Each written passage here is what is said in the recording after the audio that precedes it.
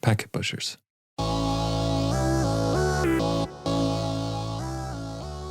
Hey, everybody, and welcome to Packet Protector, the podcast at the intersection of networking and security. I'm Jennifer JJ Manella here with co-host Drew Conry Murray. And in today's episode, we are going to tackle or attempt to demystify zero trust, starting with answering the question, is it even real? Is it even something we should be thinking about and doing at this point? But Drew, this week, we have a couple of news headlines we definitely want to hit on, starting with Cisco. Yeah, Cisco's announced a serious set of vulnerabilities affecting its ASA and firepower threat defense platforms. The attack, called Arcane Door, was successful at implanting backdoors, executing commands, modifying configurations, conducting reconnaissance, and exfiltrating data on systems that had already been attacked. We're recording this on April 26, 2024, so new details may have emerged by the time you hear this, but patches are available if you are on a vulnerable system. And one of the questions we're running into is which ones are vulnerable, but you want to get them patched. Absolutely. And it is a little murky. Maybe for those of you who work with these products daily, it's a little less murky. I think I told Drew a good 20 or 30 minutes just kind of looping around the advisories, trying to figure out the products impacted. We'll drop a link in the show notes. It's going to take you to a cloudapps.cisco site where you can use their software checker and then see which versions, because it's things running ASA and the firepower software. So we want to make sure everybody's covered there. And this one's a little bit weird. So this is a potentially new threat actor, and not potentially, but definitely two new attack vectors or CVEs that are being exploited, in addition to at least one additional one that we don't know about yet. And so what's really making me a little twitchy right now is, the very smart researchers that we have all across the world on this do not know how the attackers made that original entry into the network or the appliance. And so what this attack is, it is very, very sophisticated. This isn't the normal song and dance of, follow the vanilla 101, eat your cybersecurity veggies list of tasks. There was really nothing any of us could have done about this as users of the appliances anyway. Right. If you were doing everything you were supposed to, it seems like you still could have potentially been a target, because this seems like a very targeted, very well-crafted attack. Yeah, exactly. And that's the point I was trying to make, is it doesn't matter how good your cybersecurity program is or how tight your controls are. These devices have vulnerabilities that are critical and were exploited in a very novel fashion. This has not been seen before. They being the attackers or the actors here, were very surgical about their targets. So these were specifically government networks, not just here in the US, but across the world, that are still being targeted. That certainly isn't the extent of who could be doing this, but those are the current targets based on this threat actor. There could be copycats, or that could broaden if their motives change a little bit. Yeah, and it looks like, according to the report from Talos, which is Cisco's own security threat intelligence site, this started in July of 2023, initial attempts at exploits. They got access and may have been on systems for months and then began actually perpetrating the exploits. Yeah, and if you're listening, I don't want you to think that means Cisco didn't do anything for a year. It was brought to the attention of Cisco PCERT and Talos very early this year. Might have been very, very late last year, but we're talking December, January. Because this is novel threat actor, novel entry methods, it took them a while to kind of pull this apart, understand what was going on, and get the CVEs out there and get the patches out there. But in retrospect, looking back and then looking for those indicators of compromise, they were able to tell that this threat actor had been kind of testing this as early as July of last year, possibly sooner, but they can see indications of that. And then there were some limited attacks with this throughout the second half of last year. Again, just in 2024 and the past, few months that we've known about this and been trying to, figure out what's happening, who's doing it, why, and how, I think is probably the bigger question mark we have here. Yeah, because if you don't know how they're getting in, then that's a problem. Yeah, and I'll say this too, if you are tasked with this response in your organization, or even if you're not a government entity, you need to patch any of the firepower and ASA stuff. We'll drop the links in there. Some of the advice that they have is, if you're not sure and you're kind of interested, their advisories, again, we'll put the links in there for you, do have a list of IP addresses that are indicators of compromise. If you see traffic going to or from these IP addresses, that is an indication you need to do something. You can contact Cisco PCERT if that happens, or you could continue down your own path for mitigating this. Patching it will fix the issue and nip that in the bud. They did also link to a modified version, or they suggested a modified use of their Cisco ASA forensic investigation procedures. And so again, we'll put that link in there for you guys. There's a few steps in there you will not do, and it's very important that you do not do that if you're trying to determine, persistence here. And then there are some snort signatures, I think 3 snort signatures, and that appliance would need to be doing inspection. So we'll need to have a decrypt and TLS inspection in order for this to work. So lots of ways and links and stuff scattered around. We'll aggregate that for you in the show notes to see if you think you might be impacted. But definitely, number one, just go ahead and patch. Yeah, for sure. And just so you're on the lookout for, the terms, this attack again is being called Arcane Door, and the 2 pieces of malware, or the 2 backdoors, are Line Dancer and Line Runner, and they're each doing different things and utilizing different vulnerabilities to get onto the system. But in combination, they are significant.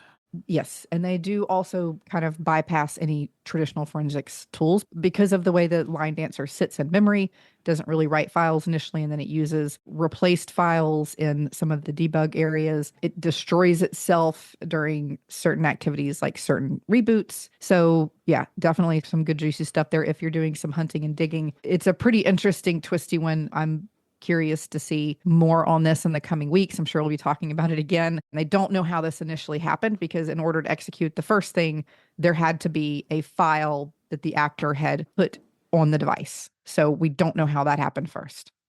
Anyway, we have a bunch of links in the show notes to help you out with this. We recommend you take care of it right away, but we'll move on to our next story. The U.S. health company Kaiser Permanente is notifying more than 13 million patients of a data breach after it confirmed that it shared some kinds of patient information with third-party advertisers, meaning folks like Google, Microsoft, and Twitter. Apparently, the information was gathered by trackers that were installed on Kaiser's own websites and mobile apps, I'm assuming by Kaiser. The fact that this is called a data breach is a little bit weird to me. I think Drew and I are both kind of scratching our head here because maybe some of the other headings and titles for this are a little more accurate, that there was a data exposure or data exposed. Yes. I don't know if breach is the right word because it sounds like, right? I mean, we might be wrong. It sounds like they had intentionally put tracking code on their websites, the sites that you log into as a patient and the apps that you might be using on your phone. And I think this goes beyond just normal cookie tracking because some of the data that they're sharing with these third parties, and it makes me a little unhappy to see how evasive they're being with things because some of the healthcare media outlets are covering this a little more in depth, skirt lifted a little bit versus just mainstream media. But in the mainstream media, the release coming out of Kaiser reads that it was accidentally exposed to certain vendors. I don't, as a human walking in a community and a patient, I wouldn't consider social media platforms that are advertising as vendors. Right. They're selling my data and they're making money off of it, which is a little bit different feeling. Yes. It was not just your normal information, right? So it was IP addresses, which is expected of where you are as the user, but also the names, because remember, these people are logged into websites and apps. So there's a lot more information than just anonymous browsing. Tracking cookies would pull. And then there's search history, the navigations. If you were looking for details around maybe a medical procedure or some type of disease, all of that, along with your name, and by extension of an IP address, sort of your location, was being shared with these other parties. And that's definitely not a warm and fuzzy feeling from me. I mean, it's obviously not as bad as actual medical records being exposed or social security numbers or anything like that. And Kaiser Permanente they did that 2 years ago, Drew. That was okay. Oh, good. They got that one out of the way. Okay. They've already filled that bingo square. Yeah. And the end of 2022, about a year and a half ago, I think they had a data breach that was 69,000 patients. So not 13 million, but 69,000 patients where they did expose medical records and labs and full patient data. Yeah, that's bad. So this isn't to that level, but it does disturb me that I could go to my healthcare provider's website and they're like, not telling me that, oh yeah, we're also sharing some of this information with Google for ad purposes and whatnot, which I assume this is what it's all about. And this is again for 13.4 million patients. And once you log in, that is some slim, shady stuff right there. And this is also after a couple of reports came out. So they did a study last year saying that nearly all hospitals use tracking tools on their websites. And so I totally get that. They also said that many share that information with some of the big tech companies like Alphabet, Google, Meta, Facebook, et cetera. But what's really annoying is that not even 2 years ago, Health and Human Services Office of Civil Rights issued a bulletin clarifying the HIPAA rules. So the HIPAA rules being that Healthcare Information, the Portability Act, which protects how your healthcare data is shared. Even IP addresses are categorized in there. So even without the other nitty gritty details and the names, this is still a no-no. And so the FTC last year and HHS sent letters to hundreds of hospitals warning them to not be embedding those type of tracking tools and cookies and code in their websites. So they've already been told not to do this. I can see embedding some kind of tracker in a website that they own because they want to sort of track the patient's progress through the system and maybe find out ways to optimize it so that they're getting results faster or whatever. But sharing it with third parties, particularly advertisers or social media companies, it seems like I'm getting HIPAA alarm bells. I don't know why anybody else isn't at Kaiser on this. Shame on you. It's the best we can do is say shame. I feel like we have a shame corner every episode. Maybe we should make that a regular feature. Yeah. Anyway, links in the show notes if you want to read up on it. And if you're a Kaiser customer, you can register your feelings with them. But let's get into this conversation about zero trust, because and sort of on the reporting side of the house, am constantly being bombarded by press releases about zero trust network access. It's sort of like touted as the new access method. So I think it's a good idea to try to clear the air and really kind of get some definitions on what we mean by these things. And I guess the first thing to start with is, what is zero trust? What do we mean by that? I'm not going to give you the party line here. There's several architectures and frameworks out of our federal government and other organizations that define this in specific ways, but it's really a strategy. So a long time ago, we started saying deploy architecture with defense in depth, which is just layer your defenses. So, if they get through, just going to make this up, email, if your email security didn't work, then your browser security or your firewall should catch something.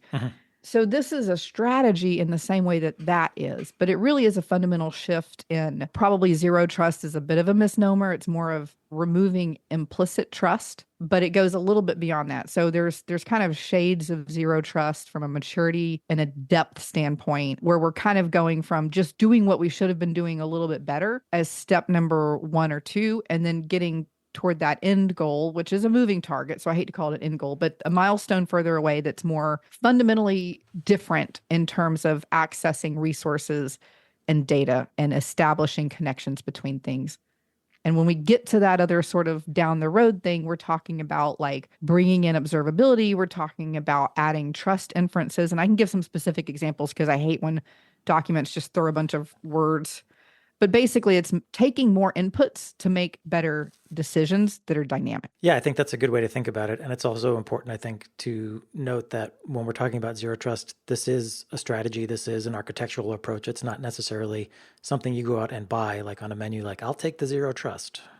Well, with the one exception of ZTNA, so zero trust network access, this does make it confusing for everybody. So we talk about how zero trust is not a product. Zero trust is not a product. But then we have a product set called ZTNA, which is zero trust network access, which is a specific subset for specific use cases in what would be a zero trust strategy or a zero trust architecture. Okay, that is confusing. So I can buy zero trust network access, and that's sort of filling in one part of the broader zero trust spectrum for me. Yeah, well, assuming you implement it and integrate it properly, yes. Right, which is, I think, a big assumption based on the products, I'm assuming. Yeah. Just because we can put like some definitions around this, there is like an official NIST sort of framework around zero trust that provides some sort of broad guidelines for folks who are just sort of wanting to understand it. And we'll link to that in the show notes. It's a pretty useful PDF. I've been reading through it. Yeah. And I can give you kind of like the nickel tour without going into the whole document of that. Would you read a PDF to us, please, JJ? Will I read a PDF to it? No, I will not read a PDF to you. But, some of the tenets from the NIST special publication would be that the communication is secured regardless of the network location, that access can mean different things. A user might be accessing a resource or data. Two workloads or servers or microservices might be accessing data between them, like, databases. And then on the networking side, we also have this weird thing where we're kind of looking at like devices and specifically and especially the devices that aren't full managed operating systems that we can put agents on and do stuff with. There's three big buckets, and then there's all the little ancillary stuff that swirls around that. But it really all has to do with, from an access standpoint, those three buckets: a user to a resource, two different workloads or servers or services to each other, or devices. In this particular case, we'll specifically say, devices that we can't necessarily put an agent on and control somewhere up the stack. We got to control the network layer. So they'll talk about things like doing access on a per session basis with a dynamic policy in an observable state, so that the policy could change if I'm logged into a server or a workload somewhere and suddenly the threat intel feed says that my credentials have been compromised. It may terminate the session, which is fundamentally different. We've had some dynamic policies in the world of network access control. I've worked with NAC for, 16 years or so. So, I think NAC was kind of like a baby version of zero trust in certain use cases, but zero trust is still fundamentally different than what we were doing there. But that's the type of integration and dynamic policy implementation we're talking about. And so when we get into like zero trust enabled whatevers, it could be a firewall, it could be a switch, it could be a router, it could be a wireless device. And what we're saying is like this new ecosystem is going to be better integrated so that those things or the things that they're talking to can make decisions based on more data inputs. Were my credentials compromised? Is the server I'm logging into, does it have a vulnerability that exposes something it shouldn't right now? And so that's really the crux of it. So hearing you describe it, it sounds like one of the difficulties then with why you called it a journey is that integration is hard. Like it's easy to say, my threat feed's going to update the server that my credentials have been compromised and terminate that session. But actually making that happen is a real heavy lift.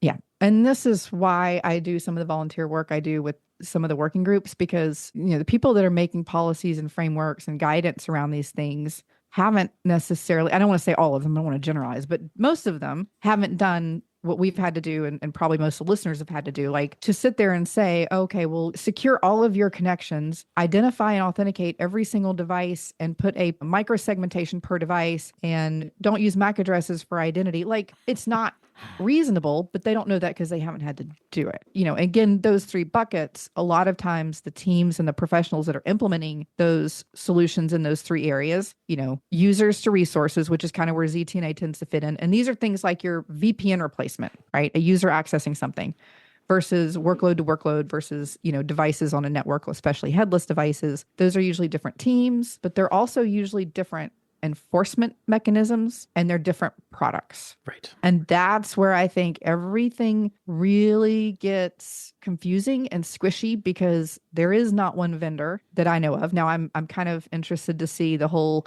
Zscaler air gap networks thing could bring some of that together. There's potential for it. There's also potential for it to go completely sideways. But even, some of the large companies like Cisco, they have solutions, but they're not integrated. So it's a different dashboard here and it's a different dashboard over there. And there's not one, get your bingo card. There's not one single pane of glass to see or to manage that. Right. Yeah, again, which I think is why we're talking an architecture and a framework and a journey more than a product, because this is going to span across multiple products, multiple product categories, multiple domains and job roles and responsibilities. Mm-hmm. So you mentioned NAC, and when I first heard about Zero Trust, I was like, well, it sounds a lot like NAC to me. How would you differentiate them? Oh, I would say that I don't want to poo-poo on NAC because I love NAC, and there's a place for network access control. What I would say, the meat and the potatoes of a lot of the zero trust solutions, and I'm really speaking to access solutions, so controlling access between two things or two resources or two networks, et cetera. Mm-hmm. I'm going to just table, but acknowledge here for a moment that everybody has a zero trust everything. So there are other tools and products and solutions which have a zero trust objective that somehow facilitate granting, controlling, or revoking access, but aren't necessarily access products or tools. But for a minute, I'm just going to focus on access. Okay.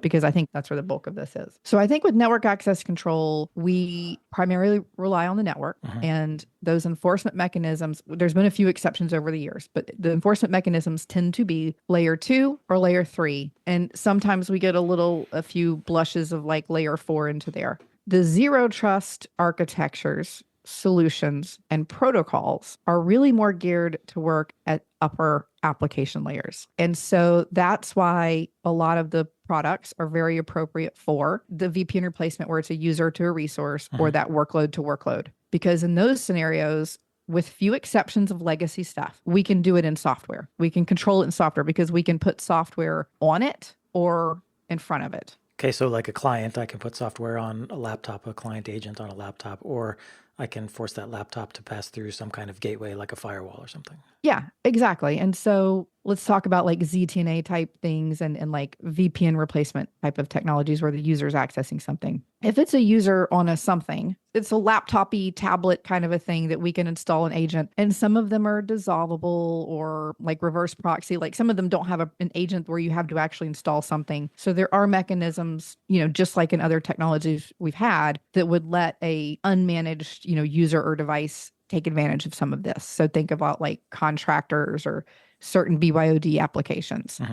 But I'm just going to use agent. So from now on, I'm just going to use agent to mean something in the software, which might be something that's persistently installed, or it might be some type of layer 7 mechanism. But it's on the host.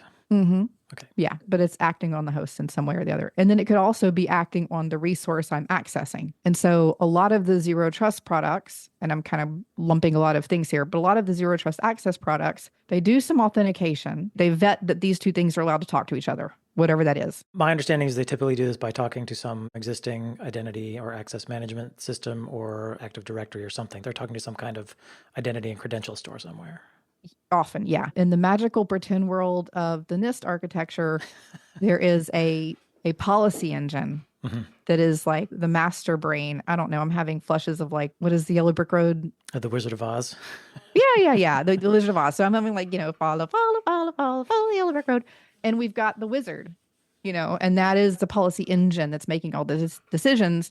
And everything feeds into that. And it is the master, and it decides, Drew does or does not have access to this server or this service or this network, or this workload does or does not have access to this workload. But the reality is we're not quite there yet. And so there ends up being several policy engines or decision points, depending on the use case on the network. Back to the example of like the VPN replacement, maybe if it's a Zscaler type of thing, you've got that infrastructure. But then if you have contractors coming in and you've got privileged access management you're setting up for them, maybe you're using Psychotic or Beyond Trust or whatever else over there. And so now that's the decision engine for that use case. I'm not advocating that they're spread out like this. I'm just saying that this is the real world we live in. There's not one policy engine. Right. But this is kind of what's different. So in the NAC world, we were using the network, usually layer 2, layer 3. The NAC server, authentication server, was that sort of engine making decisions. And now we're shifting that. And not that that's, going away, but with the other zero trust architectures, we can do stuff further up the stack where we can leverage software to do that. But I guess I'm feeling some essential concepts sort of came over from NAC. So the notion of having a client, the notion of being able to do some kind of device posture assessment to inform that access decision, that's also an element of zero trust, right? Absolutely. In fact, the terminology that's commonly used in zero trust, we talk about a policy decision point, which I'm calling a policy engine. We talk about policy enforcement points or PEPs. And the enforcement point is the thing actually controlling the access or the traffic. So a policy enforcement point for an on-prem network infrastructure could be, a switch, a router, switch port, a wireless infrastructure. It could be a firewall. What is enforcing whether something can or can't get to something else? So think about that as where would you put things like access control list or any type of traffic filtering? That's a policy enforcement point.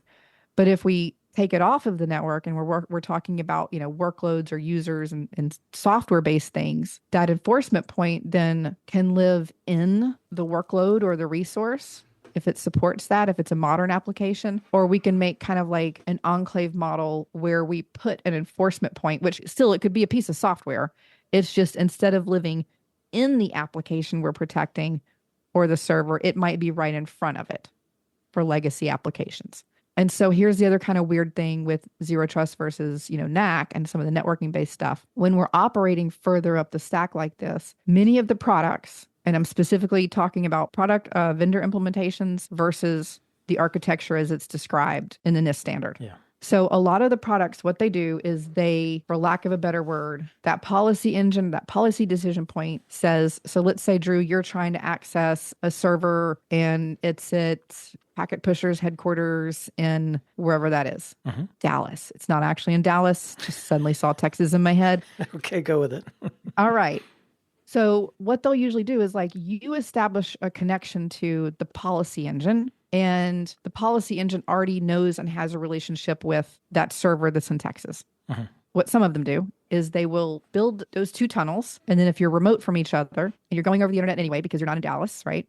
They kind of stitch that together. And then you've got that almost logical intermediary that's enforcing the policy in those tunnels. And so if something changes, it can break that tunnel and then you don't have access to that resource because it's not really that you are not logging in directly to that server. You're kind of going through something that is allowing you to. Right. And this is different from your traditional IPsec VPN in that, once I'm through the VPN gateway, I'm sort of a node on the network and then I've got broader network access. Whereas the idea behind Zero Trust is I'm not a node on the network. I am limited to a specific application or even just a specific session within that application. It's supposed to be much more fine-grained, my access. Yeah. When we talk about using software as an agent, we can get very, very granular. So it's different than a network-based thing. And the other cool thing about this is some of this technology. So let me just caveat here. I'm sure somebody works for a vendor and they're like, no, that's not how we do it. So I described stitching in the cloud kind of model. So from a data path perspective, some of these products are what I call cloud routed, which means it doesn't matter, Drew, where you're sitting or where that server is. Even if it's in the room right next to you, a cloud routed solution is going to put your tunnel up to the internet, to that cloud that's controlling it. And the server is going to have a tunnel up to that cloud that's controlling it. And that is the data path, which is kind of stupid for a lot of on-prem use cases, right? Right. Yes. So I think in understanding that, because a lot of the cloud native vendors came in that way because they lived in the cloud. Sure. So they said, we're going to establish the tunnels out of the cloud. Other vendors came in and said, well, that's dumb. We can do better.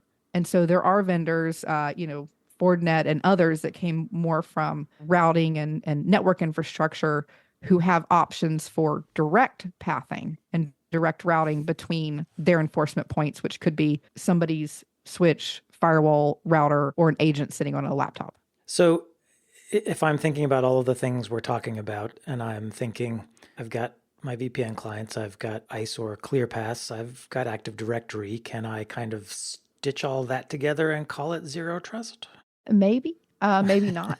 And so I love these tools, right? I'm a huge fan of NAC. I'm a huge fan of advanced radius services, particularly, fond of some of the ones you've mentioned there. But the reality is, at the end of the day, what is our enforcement mechanism? So I said, we do this network-based things, the enforcement mechanisms and the enforcement point is going to be something like a switch, a router, a firewall, or a wireless infrastructure. Those are our options. And so we're talking about the level of granularity we can get is limited to what we can do with those traditional networking devices. So sort of I'm limited to enforcing by port and protocol, you're saying? Could be. So, let me just start with broad strokes where people tend to start when they do segmentation. They're talking about VLAN and subnet segmentation. Yeah. Okay. And then you might get into saying, okay, well, in Cisco world, we can do downloadable or dynamic access control list. In the Aruba world, we can do downloadable roles. So there are options to make that more granular than what we would typically get with a layer 2 or layer 3 segment. But those become cumbersome because you're either, and I'm not picking on any vendor, this is a universal across the board here. Yeah. It doesn't scale well because who's maintaining that? And our environments now are so dynamic, it's just hard to maintain that. Yeah, that's a lot of configuration work. It is. In certain cases, you're going to have certain hardware and software revisions of that, edge switching infrastructure. You'll have to have a certain amount of beefiness in the router. And I have seen many routers, many brand new, very expensive routers completely tank under the load of dynamic and downloadable ACLs, even for subsets of the network. So I know one client I was working with, they were just using it for like their provisioning network, right? Like if they had to re-image a machine, they were using dynamic ACLs just in that environment. And that overwhelmed brand new router they had purchased. And again, I'm not picking anybody's stuff. This is just a kind of limitation across the board, no matter whose logo is on the front of that box. Yeah. So if someone's done their due diligence, they've read the NIST document, they've looked at the framework, they've thought about the architecture, eventually this does have to turn into products somewhere down the line. So if I am then taking the next step to start evaluating vendor solutions, are there things I should be looking for, tips that you have to help me find out what actually is a robust and useful zero trust network access product or set of products? Let's pause for just a moment to tell you about Human Infrastructure and Packet Capture, 2 weekly Packet Pushers newsletters you can subscribe to for free. Human Infrastructure delivers informative technical blogs, links to tech resources and tools, plus IT news stories and new product announcements, all with commentary by the Packet Pushers. There's also Packet Capture, a weekly digest of everything the Packet Pushers have published over the past 7 days, including podcasts, blogs, and YouTube videos. It's an easy way to find the episodes and content you want. Sign up for one or both for free at packetpushers.net/newsletters. We don't sell or share your email address with anyone. It's just between us. I'll back that up to just zero trust products. Okay. And I lump them together based on the use case. So I'm going to go back to those 3 use cases that I keep mentioning. In the user to resource world, which I think is low hanging fruit, because we've done this, right? We've installed software on laptops. We've taught people how to use it. And I will say here, I think the barrier to entry for the user and the friction for the user is drastically reduced. So I didn't lead off with this, but I think zero trust is like the first security initiative I have seen that I know of where we have an opportunity to drastically increase security and improve our posture while also decreasing user friction. Okay. Yeah. So there's lots of opportunity here. So in the user to resource world, we've got things like the ZTNA products, SWG, secure web gateways, CASB, so that cloud access broker, and then, certain EDRs, endpoint, detection response tooling, and then a little bit of SASE, so secure access services edge. And then later we added SSE, which is basically SASE, but without the data routing component of it. It's SASE without the SD-WAN is how I think of it. Yes, exactly. So those are really dealing with users accessing resources. So secure web gateways are kind of, I think of it as like all of the stuff we were doing in the data center and firewalls and inspection and security. The data, now that we're remote, doesn't go through the data center necessarily. Secure web gateway technologies push that out to the endpoint and follow the user and the endpoint around. And then the CASB with that cloud brokerage services is similarly like if people aren't on your network, you can't rely on the data paths and the firewall rules or the firewall logs to know who's accessing what. So you don't know your threat surface if you don't know what people are using. And so that gives you a lot of visibility into, if I work for you and I manage marketing, you give me a laptop that's my work laptop and I take it home and I'm using it and I've installed, tools for email, constant contact type of, email. Yeah, email marketing tools. There's web stuff I'm logging into and, of course, there's Twitter and like everything I'm doing to help do marketing stuff. And all those apps that you didn't necessarily push down to my corporate computer, but I need because of my role. Those type of solutions will give you a lot of visibility and control and security around that. So that's all in the kind of user to resource bubble. And then you get into service to service workload. And that's where all the workload micro-segmentation products fall. And there's a lot of them like Illumio and Akamai and Cisco, like everybody has one. Yeah. I'm using agent freely here, but kind of software agent layer 7 and up based. And then what I think is the hard part is that device to device or device to network. And specifically here, I mean like your headless devices, not your things that have an agent on them. Okay. So IoT sensors to some kind of aggregate server that's getting data from them to analyze or... The way I like to define it is any device that you can't or won't have an agent on.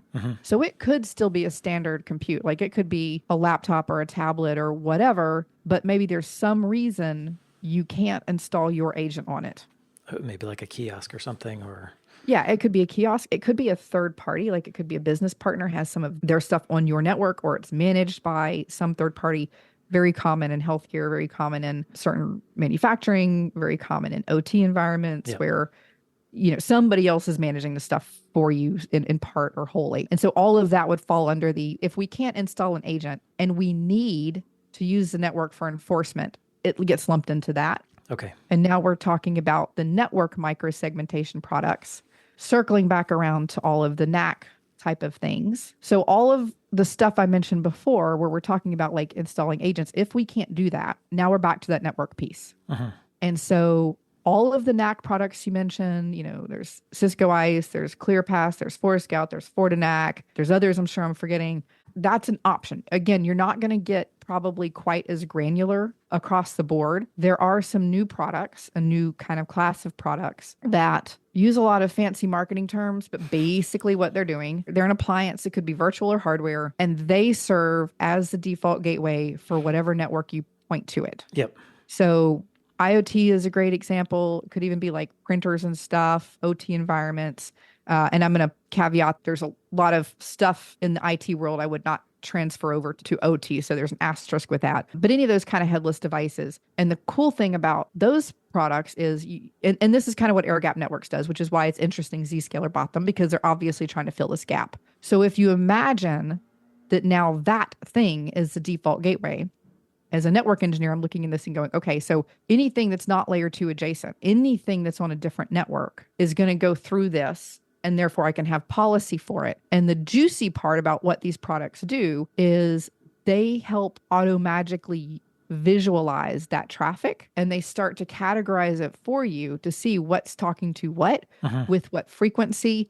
And then it will like literally visually give you a map, like you might do a network topology type thing, right, with a lot of context overlaid into it to help you make very quick decisions around which traffic is expected and normal and which is not. And so because all traffic is going through this thing, you can be very, very granular with the policies, and it's all in one place. Now, obviously, again, as a network engineer, I look at this, there's limitations to this. The first and notable being, unlike all of the NAC products, you don't have the context of knowing like any type of user information. This is purely a layer 2, layer 3 enforcement mechanism that is just based on that device. It doesn't know I'm logged into the device versus you logged into the device. It doesn't have that type of visibility. Okay. Now, maybe if a network segmentation vendor and a cloud identity vendor had a baby, maybe they'll come out with maybe the next version. And that's kind of why I'm hopeful about some of these acquisitions, is whether it is, Zscaler and Air Gap or somebody else putting products together, the potential is very ripe, because this is a huge problem. And I harp on it because a lot of the security professionals and architects and a lot of the people making the policies around this do not understand what we do as network engineers. Right. Like they don't understand the complexity of, well, don't use a MAC address to identify. What the flip do you want me to use? Because it doesn't take certificates. Like, please tell me, how would you like me to uniquely identify this thing on the network? Yes. It's one little bubble of a use case, but it's definitely the hardest use case. Okay, so to kind of summarize all that, it sounds like if I'm thinking about moving toward zero trust, or I've gotten marching orders from above to start implementing zero trust, remote access maybe is the easiest way to start thinking about this architecture, this framework, and then evaluating products to bring on board. Let's wrap up on one more thing, because we talked about, remote access as low-hanging fruit. If we wanted to get a little more complicated, what about, can we apply zero trust to privileged access? Yes. And I think that's a great first or second use case, depending on what your remote workforce looks like and what you need to do there. When we talk about privileged access, and I think this is a great example that I always use with anybody in the networking and infrastructure world, because typically we all have the keys to the kingdom and root and admin privileges into a lot of different systems. And so this does impact us directly eventually. What I would describe it as is like the now model is we are trusted and we are given keys, a master key to a building or maybe a set of keys to a campus. And we're told, we trust you. Go to any room you need to. Yeah. Get in these 2 or 3 places, but here's the keys to stuff. And maybe, you tell somebody when you enter the building or whatever. I don't know. That's the now model, right? We have passwords and maybe we have a different login. Like I don't use my JJ at whatever account. I use some other email account or some other login and username, but we're still logging in directly to these assets and we're managing them with privilege. In zero trust world, what's different is I'm going at the opposite end of the spectrum. There's steps in between. Opposite end of the spectrum, let's say we're at like what we would consider right now full zero trust mode for privileged access, what that would look like is I don't give you keys to anything. I trust you, but that building that you're going to go into and the rooms you're going to go into have a security guard. And so you're going to go talk to the security guard. The security guard, which is in this case our zero trust decision point or the policy engine, is going to know that you're allowed to go into which rooms. That security guard, let's say it's a guy, he's going to walk you to the door. He's going to unlock the door for you. You do not have the key. So this is the equivalent of brokered access. Yep. You're going to go into their room. Maybe it's a server room, MDF, whatever. You're going to do whatever you're doing. And he's going to be watching you, or somebody's going to be watching you. There's a camera watching you. And if anything weird starts happening, if you do something weird or something happens in the building because we're getting trust inferences in, right? We're getting other data in, maybe then that security guard, let's say there's a fire alarm or some other type of alarm that impacts the physical space. That security guard is going to remove you from the room, lock the door, and escort you out. And so that's fundamentally very different because you don't have keys to just go in and do what you need to do. And then in a mature organization, we would work this type of brokered access into workflows, approvals, ticketing, audit. We're going to audit everything when you enter. We're going to audit your CLI commands, anything that you're doing from a management perspective. Wow. That's going to be logged because this is the data that we need. You did caveat this by saying you're jumping ahead several steps because there's a lot in between the security guard example and making it happen. But yeah, I take your point. I know it sounds not ideal, but ultimately it will be good for us as well. We will have access to the things we need when we need access to them. It puts us at less risk as well. It makes the organization less vulnerable. And then the other thing that I really didn't talk about here, maybe we'll have somebody on to talk about it later, is using the Cloud Security Alliance software-defined perimeters. There's a set of protocols that make resources invisible. So it's not security by obscurity, but it really makes them invisible and unreachable until that brokered trusted tunnel is established. And so that also means an attacker can't, imagine there's like a cloak on the building or like the MDF, like the door to the data center is like invisible and it's a secret passageway or something. That's another benefit of a lot of this technology. Some of them implement that where it completely means an attacker can't even see that asset on the internet. Okay. Well, I feel like we probably just barely scratched the surface on Zero Trust, but hopefully you've got a little bit of guidance and some resources to start with. We knew we were going to record this episode, so we dropped a note on the Packet Pushers Slack to get some insights, and some folks did weigh in with questions. We hope we answered them. This is also a prompt for you, the listener. If you're interested, you can join our Packet Pushers Slack at packetpushers.net to come and hang out, talk to other network and security professionals, ask questions, offer tips, and just have some fun. It's all on packetpushers.net. You can find JJ and I on LinkedIn if you want to hang out with us there. And if you want more nerdy goodness on networking, wireless, cloud, network automation, and more, just go to packetpushers.net. You'll find thousands of hours of free technical content for your listening pleasure. As always, thanks for listening.